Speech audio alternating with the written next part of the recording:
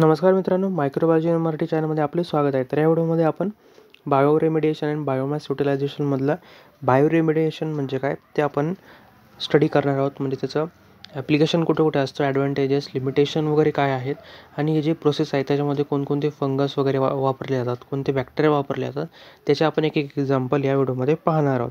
आणि हा जो आपण टॉपिक डिस्कस करतो आहे त्याच्या ऑलरेडी नोट्स मी टेलिग्राम चॅनलमध्ये टाकलेले आहेत आणि टेलिग्राम चॅनलची लिंक आहे ती डिस्क्रिप्शनमध्ये मी दिलेली आहे.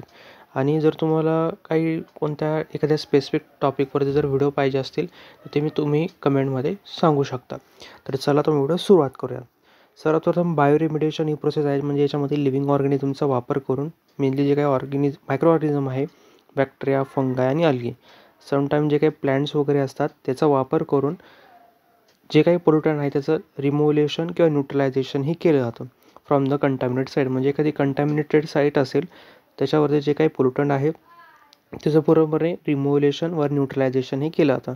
कंटॅमिनेटेड साईटमध्ये सॉईल असू शकतं, वॉटर किंवा एअरमध्ये जे काही पोल्युटंट आहे त्याचं पूर्णपणे जे काही लिव्हिंग ऑर्गॅनिझमचा वापर करून त्याचं रिमोव्हेशन केलं जातं. आणि ही जी काही प्रोसेस आहे नॅचरल आहे, इको फ्रेंडली आणि कॉस्ट इफेक्टिव्ह मेथड आहे. त्याच्यामुळे जे काही एन्व्हायरमेंटल पोल्युशन आहे ते क्लीनअप व्हायला मदत होत असते. ते झालं बायो रेमिडिएशन म्हणजे काय. म्हणजे बायो रेमिडिएशन म्हणजे अशी प्रोसेस आहे लिव्हिंग ऑर्गॅनिझमचा वापर करून, मायक्रो ऑर्गॅनिझमचा किंवा प्लांटचा वापर करून जे काही पोल्युटंट आहे त्याला पूर्णपणे रिमूव्ह केलं जातं एखाद्या कंटॅमिनेटेड साईटमधून. त्याच्यानंतर की कन्सेप्टचा जर आपण विचार केला तर याच्यामध्ये पोल्युटंट म्हणजे जे काही कॅन बी ऑर्गॅनिक किंवा इनऑर्गॅनिक जे काही मटेरियल आहे, म्हणजे पेट्रोलियम, हायड्रोकार्बन, काही जे काही पेस्टिसाईड असते फार्ममध्ये वगैरे. इनऑर्गॅनिक म्हणजे जे काही हेवी मेटल्स वगैरे असतील ते पोल्युटंट मेनली याच्यामध्ये त्याचं इलिमिनेशन आणि रिमूव्ह हे केलं जातं एखाद्या कंटॅमिनेटेड साईटमधून. किंवा जे ऑर्गॅनिझमचा वापर आपण पाहतो, बॅक्टेरिया आहे, फंगस आहे किंवा जे काही प्लांट्स आहे याच्यामध्ये जास्त करून वापरले जातात. मेकॅनिझमचा जर विचार केला तर याच्यामध्ये जे काही मायक्रो ऑर्गॅनिझम आहे ते पोल्युटंटला ॲज अ फूड सोर्स म्हणून पाहतात आणि त्याचं पूर्णपणे ब्रेकडाऊन हे केलं जातं एखाद्या हार्मलेस प्रोडक्टमध्ये, म्हणजे जे की कार्बन डायऑक्साईड, वॉटर आणि बायोमासमध्ये कन्वर्ट हे केलं जातं. एक्झाम्पल जर विचार केला, ज्या आपलं शेण असतं त्याचं पूर्णपणे जे काही त्याच्यावरती जे काही बॅक्टेरिया ते ग्रो होत असतात, त्याचं जी काही पूर्णपणे त्याची लाईफ सायकल ही होत असते.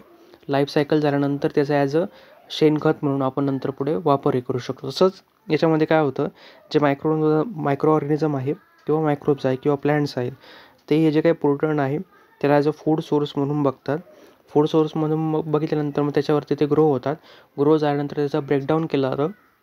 ब्रेकडाऊन केल्यानंतर ते हार्मलेस प्रोडक्टमध्ये कन्वर्ट होतात, म्हणजे कार्बन डायऑक्साईड असेल, वॉटर मॉलिक्यूल असेल किंवा बायोमासमध्ये त्याचं कन्व्हर्जन हे केलं जातं. तर ही कन्सेप्ट आपल्याला बायो रेमिडिएशनमध्ये पाहायला मिळते. तर त्याचे दोन टाईप्स आपल्याला पाहायला मिळतात, इन सिटू आणि एक्स सिटू. इन सिटू म्हणजे काय, एखाद्या ट्रीटमेंट ही एखाद्या साईटवरती, म्हणजे एखाद्या साईटवरती म्हणजे जर एखादा एरिया आहे त्याच्यामध्ये जर कंटॅमिनेटेड पोल्युटेड आहे तर त्याच्यामध्ये जे काही मायक्रो ऑर्गॅनिझम आहे ते डायरेक्टली सोडून द्यायचे आणि तिथलं जे काही पोल्युटेड आहे त्याचं ब्रेकडाऊन हे होणार आणि पूर्णपणे त्याचं रिमोव्हलेशन होणार. एक्स-2 म्हणजे काय, एखादा कंटॅमिनेटेड मटेरियल असेल ते ट्रीट केलं जातं, म्हणजे बायोरिॲक्टर किंवा बायोफिलचा वापर करून पूर्णपणे ट्रीट केलं जातं. म्हणजे एखाद्या कंटेनरमध्ये जे काही कंटॅमिनेटेड पोल्युटंट आहे ते ठेवले जातात आणि त्याच्यामध्ये जे काही मायक्रोवेल लोड आहे तो टाकला जातो आणि मायक्रोवेल लोड काय करतं, त्याच्यातलं जे काही न्यूट्रन असेल त्याच्या उपयोगाचे न्यूट्रन ते ओढून घेतं, त्याची प्रोडक्शन करतं आणि जे काही राहिलेलं जे काही बायोमास असेल ते नंतर काढलं जातं, म्हणजे ते कंटॅमिनेटेड फ्री झालेलं आहे पूर्ण. तर असं बायोरिॲक्टरमध्ये पण केलं जातं, एखाद्या शॉर्ट कंटेनरमध्ये किंवा मोठ्या कंटेनरमध्ये सुद्धा केलं जातं.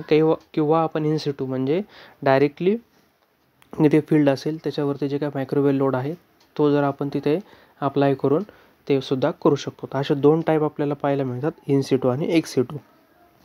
तर मायक्रो ऑर्गॅनिझमचा जर विचार केला तर बॅक्टेरियामध्ये जे काही ऑइल स्पिल्स आहे, ऑर्गॅनिक सॉल्व्हंट आहे, त्याच्यामध्ये सुडोमोनास पुटिडा हा जो काही ऑर्गॅनिझम आहे, हा जो बॅक्टेरिया आहे तो मेनली काम करत असतो. त्याच्यानंतर क्रायरोसोपोरियम हा जो काही फंगस आहे तर जास्त प्रमाणामध्ये वूड प्रिझर्वेटिव्ह जे काही डायज असतील किंवा हेवी मेटल असतील त्याच्यावरती काम करतो. तसंच क्लोरेरा वुल्गेरिस हा जो काही अल्गी आहे तो वेस्ट वॉटर ट्रीटमेंटमध्ये, म्हणजे जे काही वेस्ट वॉटर आहे त्यातलं जे काही मटेरियल आहे ते पूर्णपणे एनगल्फ करून त्याच्यावरती ग्रो होऊन आणि नंतर ते वेस्ट वॉटर जे काही वॉटर आहे ते फ्री फ्रॉम कंटॅमिनंट होतं. त्यानंतर मग ते वेस्ट वॉटर आहे ते आपण फार्मिंगमध्ये वगैरे यूज करू शकतो. त्याला म्हटलं तर वेस्ट वॉटर ट्रीटमेंट. तर त्याच्यामध्ये क्लोरा वुल्गरिस हा जो काही अल्गी आहे तो काम करत असतो. असे वेगवेगळे जे काही मायक्रो ऑर्गॅनिझम आहे ते वेगवेगळे फंगस असतील, बॅक्टेरिया असतील, अल्गी असतील ते काम करत असतात.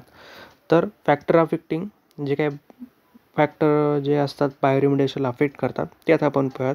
तर पहिले आहे pH. जर एखाद्या मायक्रोऑर्गॅनिझमला त्याचं न्यूट्रल pH जर भेटलं नाही तर त्याच्यामुळे त्याची ग्रोथही होणार नाही आणि ते जे काही पोल्युटन आहे ते पूर्णपणे रिमूव्हल तिथून होणार नाही. टेम्परेचर जर विचार केला, काही ज्या मायक्रोवेव्ह ॲक्टिव्हिटी करण्यासाठी जे काही मायक्रो ऑर्गॅनिझम असतात त्याचे टेम्परेचर त्याला 20 ते 40 डिग्री सेल्सिअस लागतं. जर त्याला टेम्परेचर जर ॲक्युरेट मिळालं नाही त्यामुळे त्याची जी काही मायक्रोवेव्ह जी ग्रोथ आहे ती होणार नाही आणि त्याच्यामुळे जे काही पोल्युटंट आहे, कंटॅमिनंट आहे ते सुद्धा रिमोव्हलेशन होणार नाही. ऑक्सिजन इनवेबिलिटी म्हणजे जे काही एरोबिक बॅक्टेरिया त्याला जर ऑक्सिजन मिळालं नाही तर ते ग्रो होऊ शकत नाही.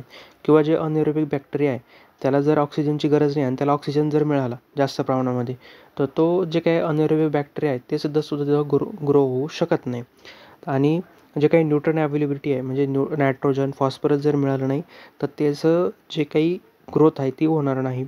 किंवा जे काही कंटॅमिनंट जर तिथं असतील म्हणजे मायक्रोबला टॉक्झिक ठरवणारे जे काही कंटॅमिनंट तिथं जर प्रेझेंट असतील तर ते सुद्धा त्याच्या मायक्रोवेल ग्रोथवरती अफेक्ट हे करू शकतात. तर असे बरेचसे 5 जे काही फॅक्टर आहे ते अफेक्ट करतात बायोरिमेडिएशन प्रोसेसला. तर हे जर आपण ॲक्युरेट जर ठेवले तर बायोरिमेडिएशन जी टेक्निक आहे त्याच्याद्वारे जे काही कंटॅमिनंट आहे, पोल्युटन आहे ते आपण पूर्णपणे त्याचं रिमूव्हल करू शकतो आणि ते ॲज अ हार्मलेस प्रोडक्टमध्ये त्याचं कन्व्हर्जन हे होऊ शकतं. ॲडव्हान्टेजेसचा जर विचार केला, ही जी टेक्निक आहे ते नॅचरल डिग्रेडेशन होत असतं, नॉन टॉक्झिक बाय प्रोडक्ट आहे, इको फ्रेंडली ही टेक्निक आहे, कॉस्ट इफेक्टिव्ह जर पाहिलं ही चीपर आहे फिजिकल अँड केमिकल मेथडपेक्षा आणि व्हर्सटाईल म्हणजे जे काही सॉईलवरती किंवा ग्राउंड वॉटर सेडिमेंटवरती ही आपण करतो आहे. त्यामुळे ही जी टेक्निक आहे त्याच्या आपल्याला बरेचसे ॲडव्हान्टेजेस हे पाहायला मिळतात. लिमिटेशनचा जर विचार केला, काही वेळेस काय होतं जे काही कंटॅमिनंट आहे ते पूर्णपणे रिमूव्हल व्हायला थोडा वेळ लागतो कारण की ही टाईम कन्झ्युमिंग प्रोसेस आहे, स्लो प्रोसेस आहे. मायक्रोवेल ग्रोथ होणार, ते त्याचा ॲज अ फूड सोर्स म्हणून बघणार आणि नंतर मग त्याचं डिग्रेडेशन हे चालू होईल. तर मग ही जी ॲक्टिव्हिटी आहे ही प्रोसेस आहे तिला खूप वेळ लागतो. एन्व्हायरमेंटल डिपेंडंट म्हणजे काही ऑप्टिमल कंडिशन ज्यावेळेस असतील त्यावेळेसच हे जे काही बायोरिमेडिएशन ही प्रोसेस होऊ शकेल. जर एन्व्हायरमेंटल कंडिशन जर थोडेफार जर बदलले तर त्यामुळे सुद्धा त्याच्यावरती अफेक्ट हा पडू शकतो. हे त्याचं लिमिटेशन आपल्याला पाहायला मिळतं. इनकम्प्लीट डिग्रेडेशन, काही जे काही पोल्युटन आहे ते असे रेजिस्टंट बनले की ते डायरेक्टली कम्प्लिटली डिग्रेडेशन त्याचं होऊ शकत नाही. तर त्यावेळेस काय होतं हे त्याचं लिमिटेशन आपल्याला पाहायला मिळतं आणि जे पोल्युटन आहे ते तिथंच राहतील फील्डमध्ये. त्याच्यामुळे अजून जे काही टॉक्झिक जो काही त्याचा परिणाम आहे तो होऊ शकतो. त्याचे लिमिटेशन आपल्याला पाहायला मिळतात. तर विचार केला तर ही बायोरिमेडिएशन जी टेक्निक आहे तो खूप युजफुल आहे. त्याच्यामुळे जे काही कंटॅमिनंट आहे त्याचं रिमूव्हलेशन त्याचं हार्मलेस प्रोडक्टमध्ये कन्व्हर्जनही होत असतं. तर त्याच्यामध्ये आपण इन सिटू आणि एक्स सिटू हे जे काही 2 मेथड आहेत, टाईप्स आहेत त्याच्याद्वारे त्याचं आपण इलिमिनेशनही करू शकतो. आणि वेगवेगळ्या प्रकारचे जे काही मायक्रो ऑर्गॅनिझम आहे ते त्याच्यामध्ये इन्व्हॉल्वमेंट हे दाखवत असतात आणि त्याचं जे ॲज अ फूड सोर्स म्हणून बघतात त्यामुळे त्यांची ग्रोथ होते आणि पूर्णपणे त्याचं जे काही रिमूव्हलेशन त्या पोल्युटंटचंही होत असतं. तर या व्हिडिओमध्ये आपण बायोरिमेडिएशनचं इंट्रोडक्शन पाहिलं. तर पुढच्या काही येणाऱ्या व्हिडिओमध्ये जे काही पाथवेज आहे बायोरिमेडिएशनमध्ये ते आपण इन डिटेल डिस्कस करणार आहोत.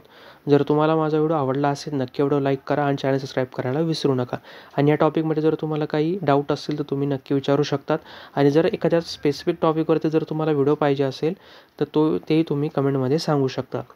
तर चला भेटूया पुढच्या व्हिडिओमध्ये.